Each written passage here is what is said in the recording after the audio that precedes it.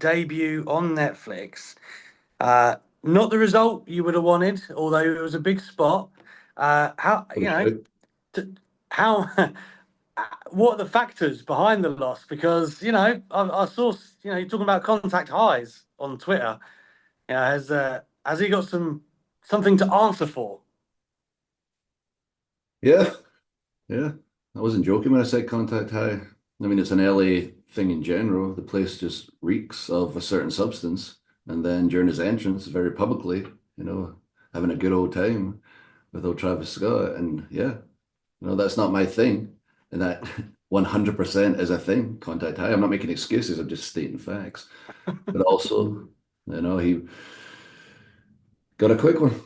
I'm not somebody that's going to spin the truth and make too many excuses. I legit, I'm annoyed about the constant smell of, you know what, in LA around the ring while I'm trying to wrestle.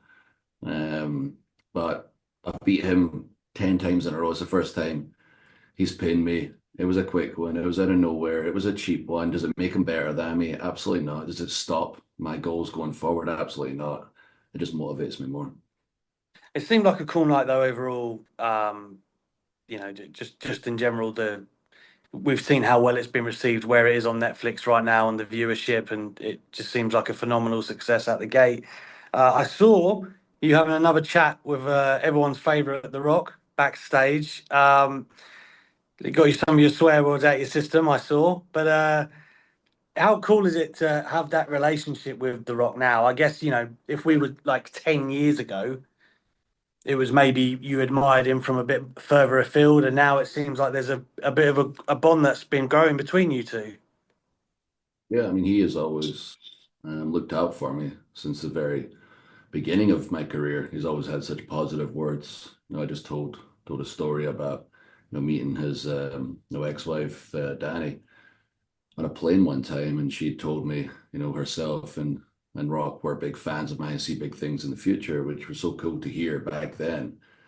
And then fast forward so many years later, in 2017, I believe it was, when TMZ had asked him, who do you think is going to be the next big player? And it wasn't like I was about to win the Rumble, or was on the road to win the Rumble that year. I was still kind of random Yeah. bad guy on the show. And he was able to pick me out and go, no, Drew McIntyre, he's the one to keep an eye on. And it always had such positive public comments. And then obviously when I re-signed, sent the sword as a little gift, and has always been there for advice and to include me in his live TikTok after the match, which I wasn't exactly expecting, but nonetheless, I think as far as I know, it was like Travis Scott, Ray, and myself. I feel very honored that he's willing to shine that kind of light on me, and obviously he swore first, which I saw as the opportunity of, oh my God, it's so hard not to swear being Scottish, and I let it all. He was like, all right, big man, pump the brakes a bit. So we got to a little laugh with each other. I got to ask a little favor, and he's working on that for me. I mean, I will keep you can keep the favour a secret because I know you can't digress probably. But Oh my God. have you have you mentioned in that conversation or other conversations the idea of working with The Rock on screen and things you could do together like that? 100%. If anything, makes sense, which I mean, I listed a few reasons. There's a relationship there and mentorship style relationship there already. Um, I've seen some people, after I posted a video on social media with the interaction. Oh, is he not a member of the bloodline? Oh, is he not king of the bloodline? All these comments. I'm like, wait a minute, am I not specific enough? I feel like I'm very, very clear when I talk and explain things. And then I even go to social to extra explain things to people. That if you have wronged me personally, I am coming for you. Like, how has he ever wronged me personally? He has helped me over and over and over. So I don't know how much I have to break things down for something. I mean, most people get it, I guess, but the idiots, freaking hell, especially on social media, so dumb. I'm like, I'm just not explaining this enough. Maybe it's my accent on TV, but then even my written word apparently maybe is an accent too, and they still don't understand, or they just see something and go, oh, what was this? And I go, 1 second, let me explain for 2 seconds. This. Oh, Drew's right, by the way. So yeah, what a shock. Give me a second to explain myself. I'm always right. Well, you are pretty good at explaining yourself, Drew. I did want to mention that Sports Illustrated said you were the best promo in the business in 2024. There's a Um, few, I believe, across the board. I think I've run it up. exactly. Run out of not just space for all these awards for Tuckers of the Years. The Busted Open one there, Sports Illustrated. I don't know. I put a list on the internet. I had to make a list because there was so many. And then so I had many. to clip out where Punk said just a year ago, I think it's a year and 1 day ago, with the interview where he's like, dude, CM Punk's known for talking, is Drew McIntyre known for talking? And I was like, oh, yeah, I used to be in independent scene when I was at the reins off, and turns out with the new management, they took the reins off. So I'm going to kill you on the microphone now. And I did. I was about to say though, like I know that they're all various awards from outlets and different meanings and all of these things, but still to have such widespread and universal really recognition in that area of your game, um, in a sea and a time in WWE where it's so stacked with so many big stars who some who you would have said CM Punk, you just named him conventionally microphone killers, to get that recognition and to stand out from the pack, that must mean quite a great deal to you, though.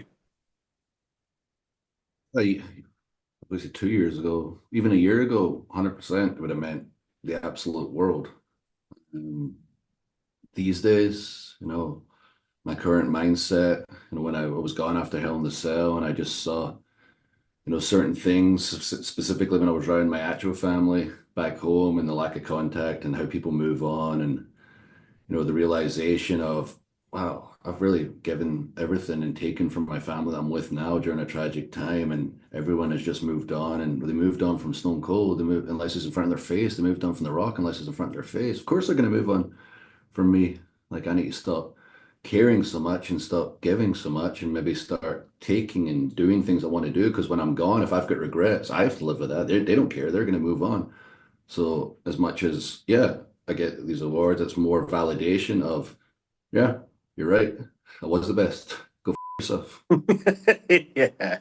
That it kind of brings me back round to the CM Punk feud because I don't think we've really spoke about it since it happened, and obviously that what is already becoming an instant classic of a Hell in a Cell. It's already in that legendary discussion.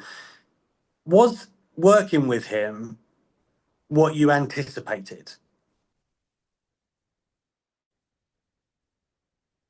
I guess I didn't really anticipate anything in the beginning.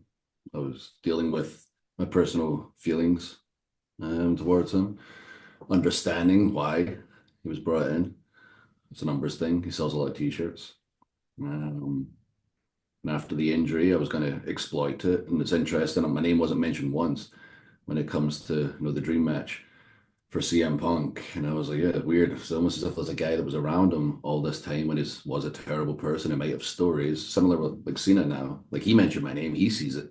A lot of the fans talking about dream matches, I still don't see my name pop up, even though somebody was there the entire time that Cena was there. It's just getting the opportunity to show one, there is always something there. And if there's not, I'll make something there because that's my job and I'm good at my job. With the Punk process, having so much real feeling, so much material, and not just my ideas, obviously creative, are just absolutely on fire. And with Hunter leading the charge, just setting these awesome, shots up for me. All I have to do is put it in the back of the net. It was an interesting and fun process, and it's better than any therapy in the world. Like I don't need a therapist to talk to. I've got a microphone every week. You see some of the stuff I say, especially these days, even talking about my personal, tragedies and the likes. I sounded out on TV, and during the Punk stuff, I was sounding out a lot of feelings when he came back eventually, and started saying his piece.